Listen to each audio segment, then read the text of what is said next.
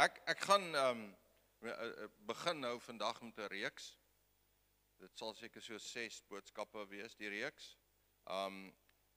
Waar ek gaan praat oor lewe op 'n spesifieke plek. Vandag wil ek praat oor lewe op die plek van guns. Nou ek gaan praat ook oor lewe op die plek van oorwinning en so 'n paar goeters. So wat wil ek vir julle sê daardeur? Okay. Iemand het eendag hulle sambreelie vergeet. En nou is ek bly hulle het dit gedoen. Dit is 'n nice sambreelie. Jy druk hom net so maak ek woep. Okay. Nou, as dit reën buitekant en ek wil nie nat word nie, dan moet ek onder die sambreel staan. Dis mos so, né? Okay? So as ek hierso staan, dan lewe ek op die plek van droog wees. Dis mos nou so. As ek nou die sambreel daar het, en ek kyk nou na die sambreel en ek sê, maar ek is nou nat. Wie se skuld is dit? Dis mos nou my skuld. As ek nou hier staan en ek raak nat. Maar ek kan op daai plek gaan leef. Ek kan hier kom leef. Julle verstaan? Kom ek vra gou vir julle 'n vraagie. Dit is nie 'n triekvraag nie, maar dink net voordat jy antwoord. God kan dit laat reën hier, maar kan God dit ook hier laat reën? Natuurlik. Okay, en dis baie belangrik om dit te verstaan, dat dit ook hier onder die sambreel kan reën. Maar, oor die algemeen, sal dit nie onder die sambreel reën nie. Wanneer ek hierso staan, sal ek droog wees. So ek leef op 'n plek van droog wees. Of ek leef op 'n plek van nat wees.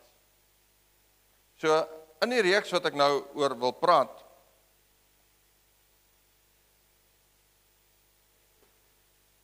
gaan ek nou spesifiek praat oor om op daai spesifieke plek te leef. Nou, ons moet een ding verstaan van enige plek waar ek en jy leef. Dit bly God se prerogatief as God om vir my iets te gee of nie te gee nie. Al sou ek op die plek leef, hier onder die sambreel, onder die plek van guns, waaroor ons nou vanoggend praat, al sou ek hier leef, kan dit nog steeds hier reën. En dit moet ons oor die hele reeks, wil ek hê jy moet dit besef en in jou agterkop hou. Dat daar is niks wat ek en jy kan doen. Daar's niks wat ek en jy kan doen, wat iets kan verdien nie. Julle verstaan, want dis werke. Maar ek kan tog 'n keuse uitoefen, om op die plek te leef, waar ek droog kan wees, onder die sambreel. So as ek nou met jou praat oor lewe op die plek van guns, dan beteken dit bly nog steeds God se reg, om guns te gee aan wie hy wil. Julle verstaan dit, dis belangrik dat ons dit verstaan. Die feit dat ek kan kies om op 'n plek buitekant van God se guns te leef. Maar dan moet ek nie kla as ek nat word nie. Ek moet nie kla as ek nie sy guns beleef nie. Want ek kies om hier te leef. Ek kan kies om onder die sambreel, onder God se guns te leef. Ek kan kies om dit te doen. En ek kan God se guns beleef, maar ek beleef dit slegs. En ek sê dit weer, ek kan nie dit genoeg beklemtoon nie. Ek sê dit weer, ek beleef dit slegs omdat God dit wil. Nie omdat ek daar leef nie. Maar het is tog belangrik dat ek sal leef op die plek waar ek guns kan ontvang. As ek praat nou hier op die mikrofoon, en jy kan my hoor, maar jy kan nou hier uitstap, en om die kerk stap, en aan die agterkant daar van die saal gaan staan, en jy kan my nie weer hoor nie. Nou wie se skuld is dit as jy my nie kan hoor nie? Dis jou skuld, want jy staan op 'n plek waar jy nie kan hoor nie. So ons kan op 'n plek leef waar ons nie God se guns of die goed waaroor ek gaan praat beleef nie, of ons kan leef op 'n plek waar ek kan hoor, jy kan nader staan en jy kan hoor. So, wat is God se guns? As ons nou praat van God se guns, wat is God se guns? Nou daar's 'n woordjie wat gebruik word in die Bybel, wat vir guns gebruik word, favor, die Engelse woord, is die woordjie charis. Dis in die Grieks, die woordjie charis. Maar charis word in die Nuwe Testament, Bybel, word dit vertaal as genade of as guns. Een van die twee. So jy moet uit die konteks van die skrif en die konteks van die vers en die konteks van die paragraaf waarin dit geskryf is, aflei watter een dit is. Dit het min of meer dieselfde betekenis, maar dit verskil tog van betekenis. Genade, die woordjie genade, en die meeste plekke in die Bybel, julle sal sien as ons nou daardeur werk, word dit genade vertaal en is reg. Dis nie verkeerd om te sê genade nie. Maar genade, God se genade, is vir alle mense, selfs sondaars, selfs sy vyande. Genade is beskikbaar vir almal. En genade, God se genade, is so groot soos Christus. So God se genade, in terme van verlossing en redding en vryspraak oor jou en my lewe, kan nie groter word nie. Verstaan julle dit? Want dit is soos Christus. Hy is genade. En dit maak nie saak of ek die vuilste sondaar is nie. Ek kan aanspraak maak op God se genade. Ek kan sê, U is 'n genadige God, daarom vra ek U, vergewe my sondes. En hy doen dit, hoekom? Want hy is 'n genadige God. Dis genade. Genade sluit almal in. Maar God se guns sluit nie almal in nie. God se guns is iets wat hy gebruik net vir sy kinders. En as jy nou die Bybel lees, sal jy sien, in hulle in wie hy 'n welbehae het.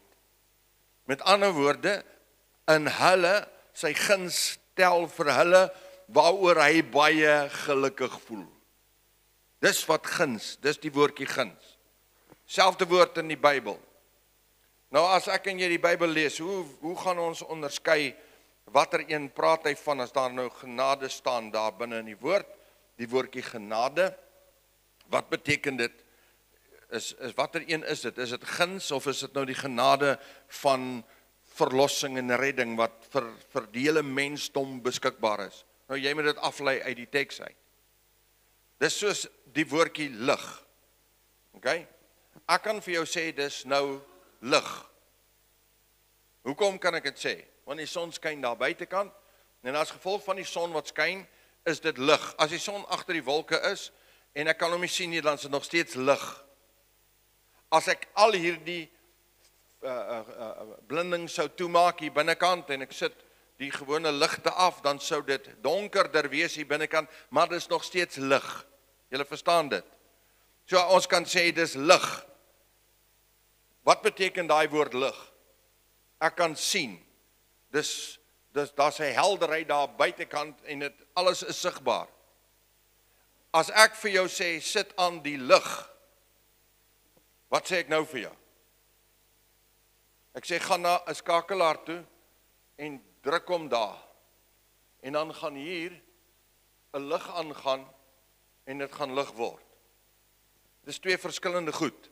Selfde woord. Die een is dit wat van die son afkom en maak dat ons daar kan sien. Die ander een is 'n ding met 'n draadjie binne in of wat ook al jy dit wil noem. Dis 'n lig. As ek vir jou sê gee aan die lig vir my en daar staan 'n lamp op die tafel, dan gaan jy die lamp vat en vir my bring en vir my gee. En ons noem dit lig. So, as ek nou vir jou sê, sit aan die lig, dan weet jy presies van watter lig ek praat. Is dit so? Want jy kan nie buitekant toe gaan die son aan en af sit nie. So daar's net een plek. As ek vir jou sê, gee aan die lig, dan weet jy, ek praat van 'n ding wat ek kan vat en aangee. Die konteks sê vir my die betekenis. OK. So dis die konteks sê vir my die betekenis van die woordjie guns en wanneer is dit het ek te doen met genade. So guns en genade, al twee, word deur God gegee en is onverdiend. Ek het dit net nou gesê, ek sê dit weer. Moenie een oomblik dink dat ek vir jou sê, jy kan God se guns verdien nie. Jy kan nie God se guns verdien nie. Maar jy kan op 'n plek leef waar God sy guns oor jou kan uitstort. Of jy kan op 'n plek leef waar wel God kan enigiets doen, so hy kan seker sy guns op jou uitgiet daar buite ook. Maar jy kan op 'n plek leef waar jy buitekant daai plek is van sy guns. Julle verstaan dit. OK. So dis baie belangrik. So wat is die karaktereienskappe van guns? Guns, die effek van guns kan gesien en beleef word. 'n paar jaar gelede, hele paar jaar gelede, tyd vlieg, het Dr. Isak Burger, toe was hy nog die president van die AGS Kerk en voordat hy nou geëmeriteer het hy 'n brief geskryf vir die gemeentes. Hulle het so 'n pastorale brief wat hy so eenmal in 'n kwartaal geskryf het. En in die pastorale brief skryf hy sê die volgende, hy sê hy gaan na baie plekke toe in die land. As die president van die kerk besoek hy baie gemeentes, hy word baie genooi om te kom preek by 'n gemeente. En dan kom hy by hierdie gemeentes, hy sê reg oor die land, klein en groot. Hy sê dan stap hy in by 'n gemeente en hy leer nou die mense ken en hy leer die pastoor ken. Nou party van hulle is dit nou die eerste keer wat hy hulle regtig nou naby leer ken. Jy verstaan ons nou, daar's 2500 predikante, pastore in die kerk. Jy kan nie almal ken nie. So nou leer hy hulle ken. Dan kom hy agter, dis mense wat bid, mense wat die Here soek, mense wat vas, mense wat hard werk en al die goeters. Hy sê dan stap hy in die gemeente en dan sien hy hulle stoei en hulle sukkel en hulle stryd. Dis nie 'n maklike plek om te bedien nie, dis moeilik, die mense is moeilik en ja, die gemeente is klein en dit sukkel. Hy sê dan stap hy in 'n ander gemeente in. En wanneer hy daar kom, dan sien hy die pastoor, maar dit lyk nie of hierdie pastoor baie bid nie. En dit lyk nie of hierdie pastoor baie hard werk nie. Weet, dis nou maar sy afleidings wat hy maak so in sy, wat hy nou 'n bietjie met hulle nou leer ken, 'n bietjie tyd met hulle spandeer. Dit lyk nie asof hierdie ou 'n geweldige geestelike guru is nie.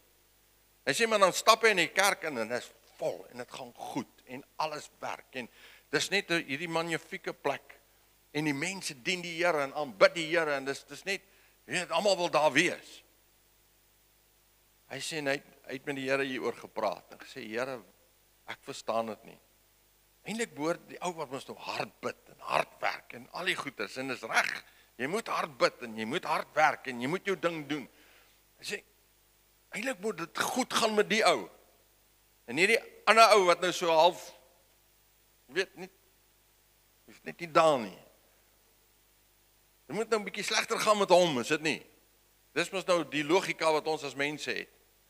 Hy sê en hy het net met die Here begin praat daaroor. En hy sê al antwoord wat hy kon kry is die volgende. En dis wat die Here vir hom gesê het. God gee sy guns soos hy wil aan wie hy wil.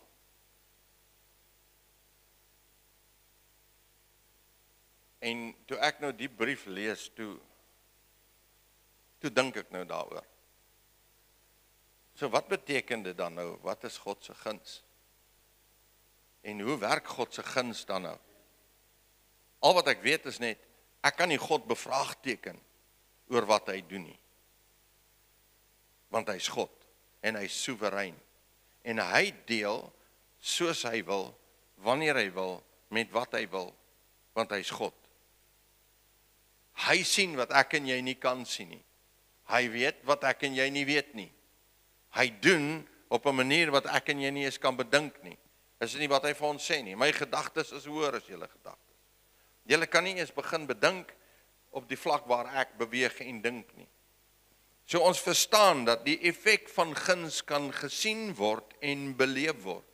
Daar's 'n belewenis van guns in 'n mens se lewe.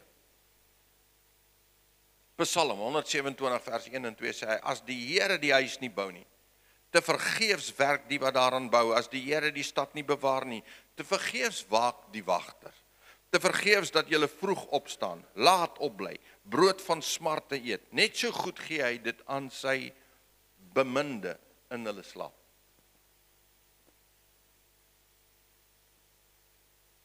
Net so goed gee hy dit aan sy beminde in hulle slaap. Nou ek wil tog glo dat ons as kinders van die Here almal sy beminde is. En tog beleef ons soms dat dit nie so goed gaan met my nie. Tog beleef ons soms asof die Here se guns nie op ons rus nie. Maar dit is in God se hande. Al wat ek vir jou wil sê is, weet jy wat?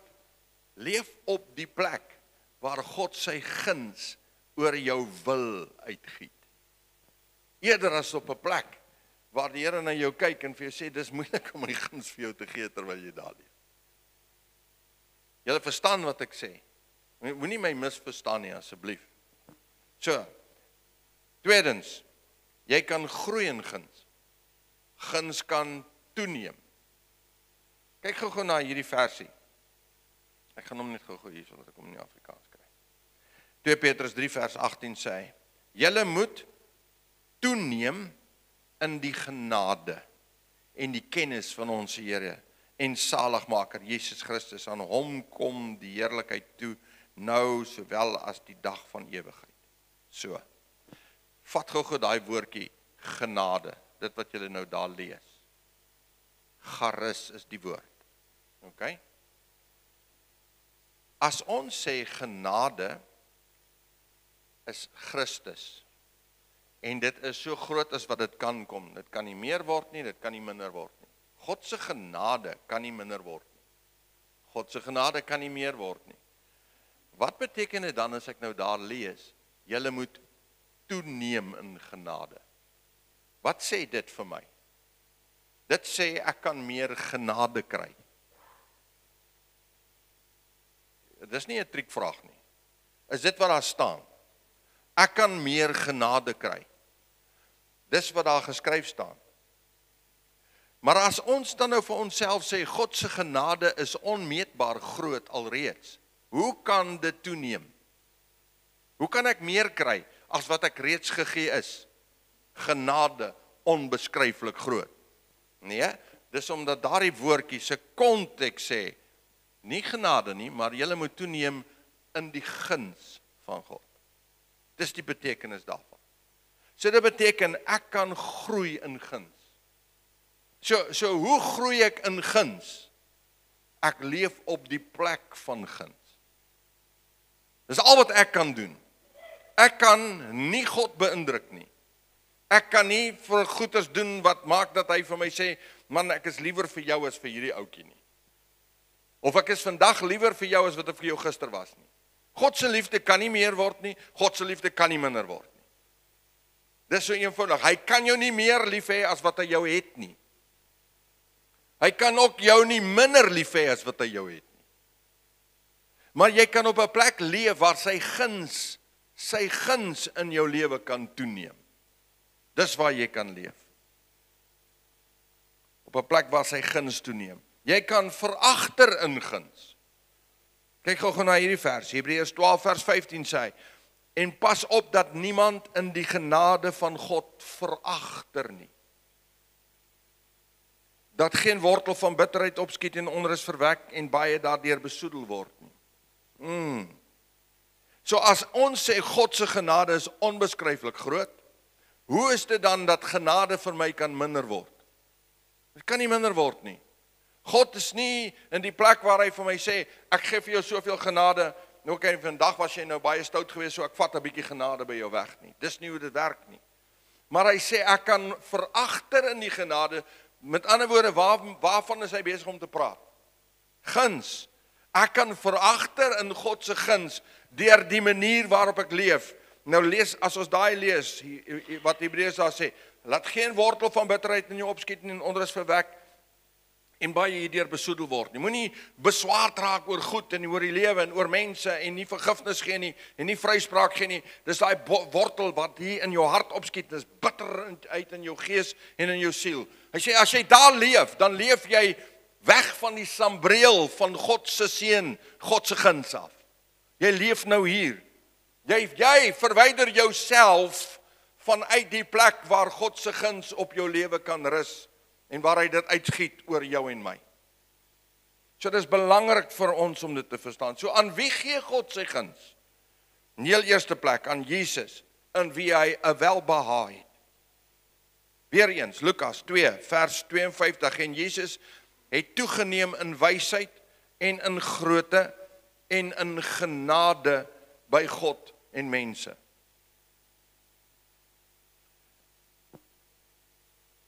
Dink gou net mooi oor daai versie. Hy het toegeneem in genade by God. So beteken dit dat God het na die babietjie gekyk, Jesus, en gesê jy verdien nog nie genade nie. So ek staan een kant van jou. En toe hy 'n tiener was, het hy gesê jy verdien glad nie genade nie. Inteendeel. En soos wat hy nou groter word, kom die genade 'n bietjie meer. Nou sê hy 'n mooi groot man en hy doen die regte dinge en nou sê God vir hom, okay, ek gaan 'n bietjie meer genade vir jou gee. Nee, God se genade vir hom is altyd presies dieselfde soos vir ons. So wat is dit waarvan hy praat? Guns. So hy toegeneem in wysheid en in grootte. Kyk gou in genade by God en waar? By mense. In guns by God en by mense. By God en by mense. Dis die guns wat God jou gee. Broer en suster, ons bid baie keer, nie baie keer, ons bid gereeld as ek vir my kinders bid. Dan is 'n deel van my gebed, Here, gee vir my kinders guns. En gee vir hulle guns by mense, want U bewerk guns. U maak mense se harte oop teenoor 'n ander persoon. U is die een wat die harte oopmaak. U gee guns, nie mense nie. Ek kan nice wees en weet allerlei goeders doen, maar dis God wat guns gee. So hy gee vir ons genade, hy gee vir ons daai guns. So hy gee guns aan sy kinders. Hy gee guns aan Jesus en hy gee guns aan sy kinders. Hy gee guns as 'n geskenk aan hulle in wie hy 'n welbehae het. Dis 'n mooi woord, welbehae. Maar wie van julle praat van welbehae? Kyk jy jou vrou so in die oë en sê ek het 'n welbehae in jou. Nee, ons praat nie so nie, nee. Dis net daai man, ek like jou baie. Dis daai ene. So God gee guns vir hulle. In Numbers 14 verse 8, he says, if the Lord delights in us, he will bring us into the land and give it to us, a land that flows with milk and honey. If the Lord delights in us. So dis die mense vir wie hy sy guns gee, sy kinders. People that brings delight to his heart with the way that we live. So hoe kan ek lewe op die plek van guns? Ek kan soek na God se guns. Ek kan hom nie dwing nie. Ek kan nie vir hom sê jy moet guns vir my gee nie, want hy gee dit soos wat hy wil. Genade is beskikbaar. Ek kan aanspraak maak op God se genade. Hoekom? Want hy het so gesê, my genade is julle sinne. Hy het dit vir Jesus gegee aan die kruishout van Golgotha. Hy gee daai genade aan die kruishout van Golgotha vir jou en my. Die prys is betaal, genade is beskikbaar. En ek kan na God toe gaan en ek kan vra vir daai genade en hy gee dit vir my. Die oomblik as ek vra. Daarom wanneer sonde deel is van my lewe, as ek nou sonde doen, maak nie saak wat dit is nie, as ek verkeerd doen, Onmiddellik kan ek net sê, Here, vergewe my asseblief. Ek het nou iets gedink, ek het nou iets gesê, ek het nou iets gedoen wat ek nie moes nie. Ek is jammer, vergewe my. En die genade is beskikbaar onmiddellik. Ek kry onmiddellike vergifnis. Jy kan die vuilste sondaar wees wat ver weg is van God af en niks met hom te doen wil hê nie. En die oomblik wanneer hy aan jou hartdeur kom klop en jy na hom toe draai en sê, wees my arme sondaar genadig, dan's genade beskikbaar onmiddellik. Dis joune en jy kan dit vat en jy kan daarmee leef en jy kan dit in jou intrek en sê dis myne. Here, ek vat hierdie genade wat U my gee. Maar guns gee hy aan wie hy wil, wanneer hy wil. Ek kan soek daarna, maar ek kan nie aanspraak maak daarop nie. Ek kan in my hart glo, ek is 'n gunsgenoot van God. En hy sê dit, hy noem ons gunsgenote. So hy gee sy guns aan ons. Ek kan na Vader toe gaan en ek kan in my hart glo, ek het guns omdat hy guns gee. Ek het guns omdat ek op die plek van guns leef. Ek glo. Nou as mens en ek het nou nie 'n teksversie om nou aan te haal daar nie. My oupa en ouma. My oupa en ouma het die Here gedien met alles wat hulle het en is. En hulle het baie pryse betaal om die Here te dien. In die tyd toe hulle begin, toe die kerk eintlik net begin het. My oupa Grootjie was die president van die kerk en hulle het die Here gedien. Hulle het in die kerk, hulle het in 'n pastorie groot geword. Hulle het swaar gekry. Hy was 'n pastoor in die Delwerye daai tyd gewees. Dit was moeilike tye, deur die depressie, deur al daai goeters het hulle gegaan en hulle die Here gedien met alles wat hulle het, alles wat hulle is. En hulle ek weet my oupa het my van klein tyd af geleer. Jy betaal jou tiende, jy doen die regte ding. My oupa het vir my geleer en gesê jy en ek sê dit net omdat ek jou iets wil verduidelik. Ek sê dit nie vir enige ander redes nie.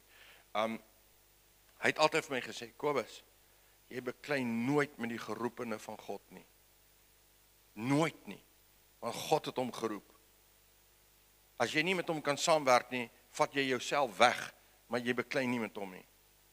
En dit was sy hele uitgangspunt. Hy het altyd gesê, ek sorg, ek betaal my tiende, ek doen wat reg is, ek dien die Here met volheid. En weet jy wat? Ek glo met my hart, die saad wat hy in die grond gesit het, pluk ek vandag. Ek glo dit. Die saad wat ek in die grond sit vandag, is saad wat nie net in my lewe gaan opkom nie, maar in my kinders se lewe en my kleinkinders se lewe. Dis die guns wat ek glo daar is. Julle jong mense wat hierso sit, daar is 'n spesiale guns in God se hart vir 'n jong mens wat die Here dien.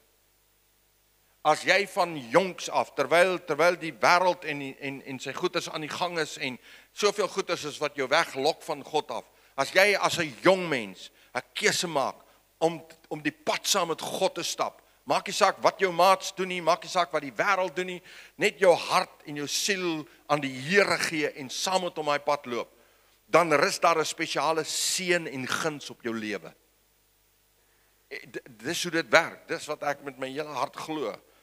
Dis hoe dit werk. So hoe kan ek lewe om te kwalifiseer vir daardie guns? Weereens, ek kan onder hierdie sambreel kom staan, of my gesindhede, die manier hoe ek dink, die manier hoe ek praat, die manier hoe ek doen, my lewe, my karakter as mens, hoe ek lewe, kan my diskwalifiseer daarvoor. Kan myself diskwalifiseer vir daardie guns wat in my lewe moet wees. So hoe kan ons daar leef? Kom ons lees net eers hierdie versie, Jakobus 4 vers 6. Maar hy gee groter guns, né? Groter genade. Daarom sê hy, God weerstaan die hoogmoediges, maar die nederiges sal hy wat gee?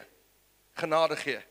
As jy daai versie lees en jy vat dit net as bloot net die woordjie genade, beteken dit dat hoogmoedige mense het geen genade nie. Is dit wat daar staan? Nee, dit kan nie wees nie. Onthou teks, skrif verklaar skrif. As ek daai ding wil vat, dan moet ek nou sê alle hoogmoedige mense het nie genade nie. En dis nie waarheid nie. Die hoogmoedige het net soveel genade as die nederige. So dit gaan nie oor genade nie. Dit gaan oor guns, dit gaan oor God se guns. Dit gaan oor daai the favor of God. Hy sê, nee, maar hy gee groter. Hy kan nie groter genade gee as wat hy reeds gegee het nie. Maar hy kan groter guns gee. En hy gee groter guns aan hulle wat nederig is, as aan hulle wat nie nederig is nie, wat hoogmoedig is. So ek kan op 'n plek leef waar ek myself kan diskwalifiseer van die guns van God. So waar moet ek lewe? Lewe heel eerstens op 'n plek van geloof.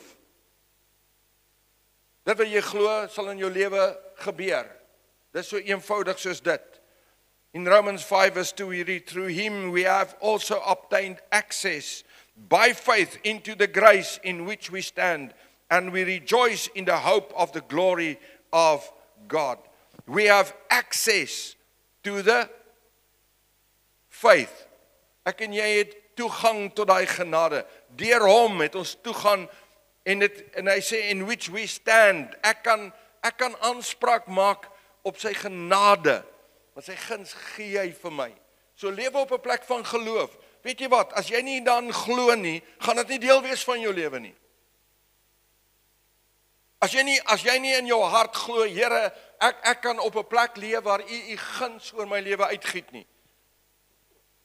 Hoe gaan geloof, die Here sê vir ons, dis geloof wat hom eer. Dis geloof wat hy eer. So glo dat die Here sy guns oor jou wil uitgiet. Baie van ons leef op die plek waar die enigste manier waar ons aan God dink, is die God wat wil straf. Die God wat my wil laat swaar kry. Die God wat bepak slag gee omdat sonde in my lewe is. Ek en jy moet wegstap daarvan en begin leef op 'n plek van God se guns. Begin leef op daai plek waar ek glo, ek het 'n genadige God wat guns in my lewe wil uitgiet. Wat my wil seën met sy guns. Kyk hierso man, as jy nou na my kyk en jy sê man ek wil lewe op 'n plek van die guns van die pastoor, jy gaan nie baie by my kry nie. Ek het net soveel. Maar God se guns is onuitputlik. En God se guns werk op maniere wat ek en jy nie eens kan begin om te bedink nie. Sy guns is onuitspreeklik wonderlik. En ek en Annelien het al baie keer daaroor gepraat. 'n Eenvoudige ding soos 'n wasmasjien. Ons het al baie keer daaroor gepraat. Weet, hoe lank hou die goed wat ons het? Ander mense koop 'n ding en 'n jaar later moet hulle weer 'n nuwe ding koop. Dan sê ek nie, dis genade vir God dat 'n ding wat veronderstel is om nie langer as 5 jaar te, hy is nie veronderstel om langer te hou as sy waarborg nie. Dis maar so die nuwe goed werk. Okay. So as die waarborg verby is, dan breek hy mos onmiddellik aan. Okay, so dan leef ons op 'n plek waar ons sê, maar weet jy, ons het hierdie ding al so lank. Hy werk met parafin en nuwe goeders werk nou al met ander maniere. Maar dis God se guns wat sy hand oor jou hou. So God se guns word op baie maniere in jou lewe uitgegiet. God se guns rus op ons kinders. Is net, sy guns is daar. Dat ek met Vader kan praat en vir hom sê, Here, hier is my kinders, maak asseblief 'n deur oop, hulle het nodig dat iets nou gebeur in hulle lewens. En dan kom die Here, en ons noem dit genade, maar dit is guns, wat sê is okay, ek sal die deur oopmaak. Ek sal die pad gelyk maak. Maar soms, luister, ek het nou vir julle gevra toe ek hier staan met die sambreel, kan dit reën onder die sambreel? Ek het ook al gevra vir guns, dan sê die Here vir my net, nee, nie nou nie. God is soewerein. Hy kan doen net wat hy wil. Maar as ek nie daar leef nie, moet ek nie klaar as ek dit nie ontvang nie. Lewe 'n lewe van gehoorsaamheid. Deuteronomium 28 vers 1 tot 2 sê, as jy dan goed luister na die stem van die Here jou God, om sorgvuldig te hou al sy gebooie wat ek jou vandag beveel, dan sal die Here jou God die hoogste stel bo al die nasies van die aarde. En al die seëninge sal oor jou kom en jou inhaal as jy luister na die stem van die Here jou God. Is 'n nice versie hierdie. Kyk, ek kry daai gevoel van as ek so loop, dan kom hy so aangehardloop na my toe. Die guns, die seën van God. Jy moet dit glo. Here, dis hoekom ek alles in my vermoë doen, Jesus, om in gehoorsaamheid te leef. Om te luister na u stem, om te doen wat u vir my sê. Om die pad te loop, sodat ek op die plek kan wees, waar sy seëninge, sy guns, my van agteraf inhaal. Wie van julle was al in 'n groot stofstorm gewees? 'n regtige stofstorm, daar in Welkom, Vrystaat. Ons het daar gebly vir so 'n kort rukkie van my lewe. Ek was in 13 skole gewees in my lewe. In meer dorpe gebly as in skole. So ons het baie getrek en baie keer net so baie kort rukkie gebly op plek. Ek kan onthou in Welkom. Ons het op 'n stadium daar gebly. Dan as jy so kyk, dan kom daar so 'n ding aan. So geel bruin ding wat so aangehardloop kom na jou toe. Nou ek weet nie hoekom moet dit altyd saam met halwe reën gepaard gaan nie. Maar ek kan onthou my pa het altyd 'n safari pak gedra. Kan julle nog onthou like 'n safari pak? Okay, so hy het so safari pak, kortbroek safari pak gedra. So witterige, kremerige ene. Ek kan die een dag onthou waar daai stofstorm so aankom, né. Nou staan en kyk ons om so. Jy's so half bangerig, maar jy weet dit is net 'n stofstorm, maar jy weet dit lyk daarom verwoed hierdie ding wat hier aangehardloop kom na jou toe. Nou kom hy so oor en dan die volgende oomblik sê dan sit net jy kan omtrent niks sien om jou nie. Soos daai stofstorm kom, nou onthou ek het dit gereën saam met daai stofstorm. En sy klere was vol modder. Want dit was nou stof en reendruppels. So als is sulke breinkolletjies wat so op hom begin pak. En naderhand was dit net stof gewees. Nou daai stofstorm, ek kry die prentjie van daai stofstorm wat so aankom na my toe. God se seëninge wat net so boor my gaan. Ek hoop as iemand anders wat ook dit wil hê. Ek net so 'n bietjie van dit. Net so, hey, okay, it's a nice wees. Okay. Glo dit. Maar as jy dit wil beleef, leef in gehoorsaamheid aan God. Leef in gehoorsaamheid. Want anders is jy nie op die plek waar jy dit kan beleef nie. So laat dit van jou van agteraf inhaal. Lewe op 'n plek van integriteit. So wat is integriteit? Integriteit sê ek is altyd dieselfde. Wat ek daar by my huis is en daar lewe is wat ek daar in die werk is en lewe wat ek hier in die kerk is en lewe. Dis nie verskillende mense nie. Die manier hoe ek daar leef, is die manier hoe ek hier leef. Integriteit sê ek is iemand van my woord. My ja is my ja, my nee is my nee. Ek lewe nie met dubbele standaarde nie. Dis wat integriteit aanbetref. Psalm 84 verse 11 says, "For the Lord God is a sun and a shield. The Lord bestows favor and honor.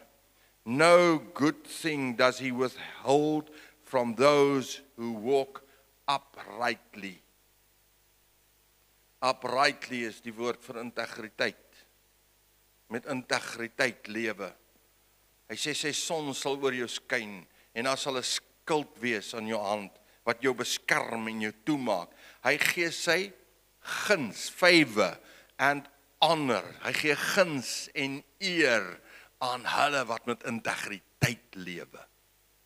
En integriteit, om met integriteit te lewe is 'n keuse wat ek en jy maak. Om te lewe volgens God se wil, God se woord. Lewe 'n lewe van verbondenheid aan Christus. Jy kan nie, luister gou mooi, jy kan nie los van Christus staan. Hom nie erken as God en koning. En tog sê jy vir hom, ek soek jou guns nie. Jy kan dit nie doen nie. Jy moet in 'n verhouding met hom leef. Daarom gee God sy guns aan sy gunsgenoot. Hy gee dit aan sy kinders. Hy gee dit aan hulle wat 'n keuse gemaak het om hom God en koning en Here van hulle lewens te maak. Aan hulle gee hy sy guns. So leef met gebondenheid aan die Here, geseënd. Efesiërs 1 vers 3, geseënd is die God en Vader van ons Here Jesus Christus, wat ons geseën het met alle geestelike seëninge in die hemel in Christus. In Christus. Nie in enigiets anders nie, nie in my werke nie, Nie in enigiets, maar in Christus het ek wat? Al die seëninge, al die geestelike seëninge in die hemele. Nou, as jy nou so 'n klein bietjie verbeelding het, né? Dan kan jy nou begin dink, wat behels dit? Wat behels die geestelike seëninge? En nie net, die Here sê vir ons, nie net party van hulle nie. Hy sê al die geestelike seëninge wat in die hemele is joune en myne, en hy gee dit vir ons in Christus. Dink gou 'n bietjie mooi daaroor. Lewe 'n lewe van dankbaarheid, en ek sluit af hiermee. Broers en susters, dankbaarheid is 'n verskriklike belangrike ding vir ons mens wees, om 'n dankbaarheid te lewe. Dankbaarheid sê ek erken, ek is nie die bron nie. Iemand anders is die bron. En nie net die bron nie, hy is eintlik alles vir my. Sonder hom het ek nie lewe nie. Sonder hom kan ek nie een tree gee nie. Sonder hom is ek verlore, eintlik maar net. Dood. Het ek geen betekenis, geen waarde nie. Sonder Christus is ons niks. So in hom het ons alles wat ons nodig het. So lewe met daai stuk dankbaarheid, en dankbaarheid is nie net die besef nie. Dis nie net, dankbaarheid is nie net ek sê dankie nie. Dankbaarheid is iets wat in jou hart bly. Dankbaarheid is iets wat, ek wil amper sê hier van onderaf, van jou darmes afkom. Wat hier binne in jou lewe, dat jy lewe op 'n plek waar ek dankbaar is vir elke krieseltjie wat ek het. Vir elke asemteug wat ek het. Een dag toe ek Bybel lees, soos wat ek baie keer deur die Bybel lees, toe lees ek nou, en ek gaan nou vir julle die versie wys, en ek lees hierdie vers, en ek besef net hoe belangrik is dit, dat ek en jy regtig met dankbaarheid leef. Die teenoorgestelde van dankbaarheid is nie net ondankbaarheid nie, maar is hoogmoed. Trots, die gedagte dat ek is alles. En alles is uit my. Dis my breins, dis my vaardigheid wat vir my gebring het wat ek het. Dis my breins wat my gevat het na waar toe ek kon gaan. Dis my vermoëns. Dank die Vader vir jou vermoëns, want is hy wat dit gee. En is hy wat dit in stand hou. Hy wat dit in stand hou. Ek staan eendag by 'n man in sy duiwelhok. Deur die week, ek is die week daar by hulle en by hom, en sy vrou kom kerk toe, hy kom nie kerk toe nie. En ek kuier bietjie daar by hulle, en nou staan ek aan sy duiwelhok, en hy vlieg elke Sondag duwe. Dis mos wanneer die duwe vlieg, né? Dis mos so. Okay, maar hy staan aan sy duiwelhok, en hy kyk na die duwe, en hy praat oor sy duwe, en hoe hy vlieg, en al die goed wat hy doen. Ek sê vir hom, is great, ek is nice, is 'n baie nice stokperdjie, en die goed wat hulle doen is wonderlik, en al die goeders, en hy's 'n sterk ou, hy doen swyswerk, hy maak ysterhekke en allerlei goeders. Daai volgende week, daai selfde man, is 'n jong man, ek dink hy was seker so in sy vroeë 40's, laat weet in middel 40's. Daai selfde man, groot, sterk, fris, hy kan groot ysters optel, kry 'n beroerte in daai week. Hy's in die hospitaal. 3 weke later, ek was in die hospitaal by hom, toe lê hy net daar. Hy kan nie sy nek beweeg nie. Hy lê net. En ek praat dan met hom, hy kan sy oë beweeg. So hy kan my sien en hy kan my hoor, kan nie 'n woord praat nie. Hy kan nie een van sy arms, hy kan nie 'n hand so maak nie. So hy lê daar, en ek dink so toe ek daar by hom staan. Dis die groot en sterk man. In 'n week is hy niks. Hulle vat hom toe en hulle sit hom in die ouer huis, is daar toe 'n plek vir hom. Hy lê daar, hy het vir 2 jaar daar gelê, toe gaan hy dood. Van net die ingewande het net als begin ingee. Ja, al sy organe, nie aangewanne nie, organe het begin ingee en hy's dood. En ek begrawe daai man. En ek dink by myself, die groot, sterk man, wat in beheer is van alles. Binne 'n week is hy niks. Niks. En as ek daar by hom staan, en ek gaan staan daar by die bed by hom, dan lê hy net so. Hy kan nie praat nie, hy kan nie 'n woord sê nie, niks. Hy kan hoor, hy kan voel, maar niks verder. Wat ek en jy het, is net genade.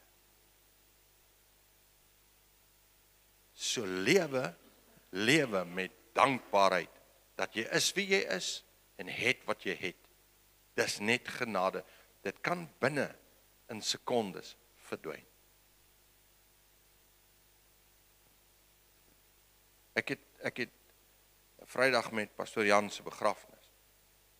Toe die kus hier voor staan op 'n stadium terwyl ek besig om te praat het, staan en dink ek net daaraan. En ek het dit vir die mense gesê. Jy weet, hier is 'n persoon wat baie diep spore getrap het reg oor die kerk in ons eie dorp en 'n groot verskil gemaak het in baie mense se lewens. Maar hier is net 'n liggaam. Hy vat nie eens sy liggaam saam nie. Niks wat hy bymekaar gemaak het. Niks wat hy opgebou het. Niks. Hy vat niks saam nie. Vat niks saam nie. So wat jy het, is omdat God jou toelaat om dit te hê. So leef met dankbaarheid.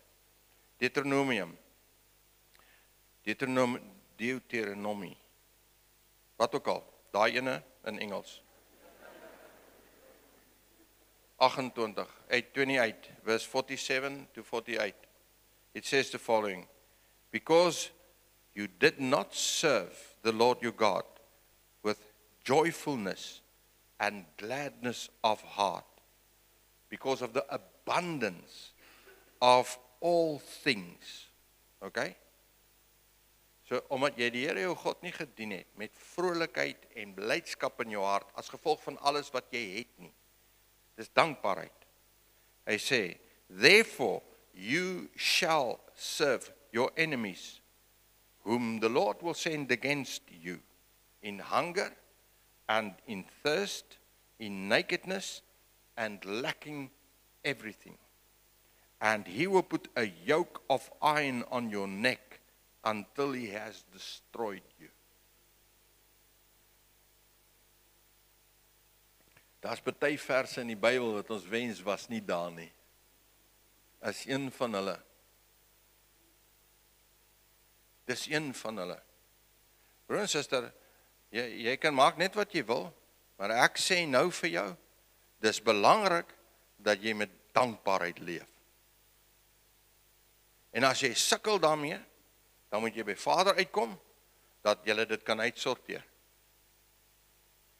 Dat daar gedeel kan word met die goed wat in jou hart is, wat keer dat jy werklik dankbaar sal leef, vir elke ding wat jy het. Vir elke ding wat jy het. En kom ek sê dit vir julle, so, hoe meer jy het, hoe moeiliker is dit.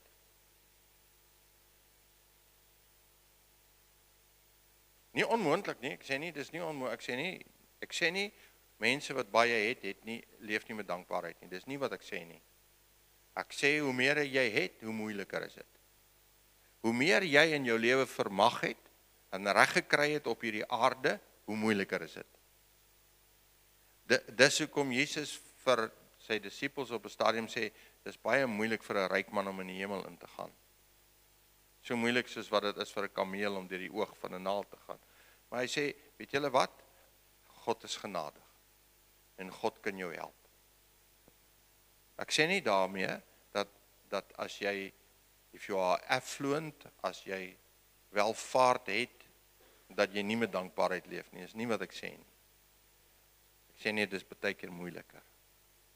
So, kom ek en jy, gaan na God toe, en ons kry ons harte in orde, en ons begin leef met dankbaarheid. So ek en jy kan lewe op die plek van God se guns, En ek is doodseker as ek nou vir jou vra, wie van julle wil graag God se guns in jou lewe hê? Sal ons almal sê, Here, help my. Ek wil graag u guns hê. En ek gaan vir u bid vanoggend. En ek gaan Vader se guns oor jou bid. Ek gaan hom vra om sy guns oor jou uit te giet. Ek gaan nou nie 'n uitnodiging gee vanoggend. Maar ek het nou gepraat oor 'n paar goed. En miskien is hier een van hierdie goedes wat ek nou genoem het. Wat jy weet nou hier binnekant, want Heilige Gees is getrou. Hy werk in ons harte, hy praat met ons en die woord is getrou en die Heilige Gees is getrou om hierdie woord lewendig te maak in ons harte. Jy weet as daar 'n plek is waaraan jy moet aandag gee. Jy weet vandag as daar iewers in jou lewe 'n plek is waar jy nie onder die sambreeltjie leef nie, maar jy hier buitekant in die reën staan. Jy weet dit. So bekeer jou. Met ander woorde, kry dit uitgesorteer in jou kop, draai om en kom onder die sambreel in. Begin leef op die plek van God se guns. Vader, ek dank U dat U so 'n groot en 'n barmhartige, genadige God is, dat U aan mense U guns gee. En ek wil nie sonder U guns leef nie, Here. Nie nou nie, nooit nie. Ek wil in U guns lewe. Here, en soos U woord gesê het, ek wil toeneem in guns. So ek kom vra U, heel eerste vir myself, help my om elke oomblik van my lewe onder op die plek te lewe waar U guns oor my lewe uitgegiet kan word. Waar U guns in my lewe kan werk. Want ek kan nie sonder U guns nie. En ek bid dit vir elke man, en elke vrou, en elke jong mens, elke kind, Here. Die kindertjies wat daar bo in die saal is, by die kinderkerk. Vir almal wat hier is, bid ek U guns. Ook hulle wat luister na hierdie boodskap.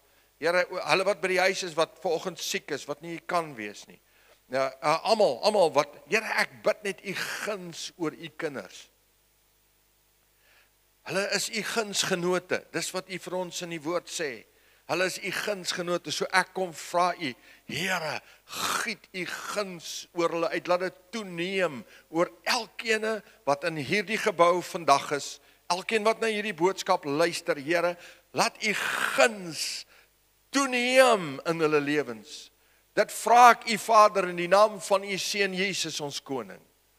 En ek dank U, Here, dat ek met geloof dit kan vra, want ek weet U is die Here wat U guns oor ons uitgiet. So dankie dat ons daar kan lewe, op daardie plek van U guns, Here. En ek eer U, en ek loof U daarvoor. En as enige iemand, Here, vandag bietjie buitekant daai plek staan, dankie dat U in hulle harte inspreek. Dankie, Here, dat U U hand uitsteek na hulle, en hulle intrek na daai plek toe. Die plek van guns. Ek eer U daarvoor, my koning, in Jesus se wonderlike naam. Amen.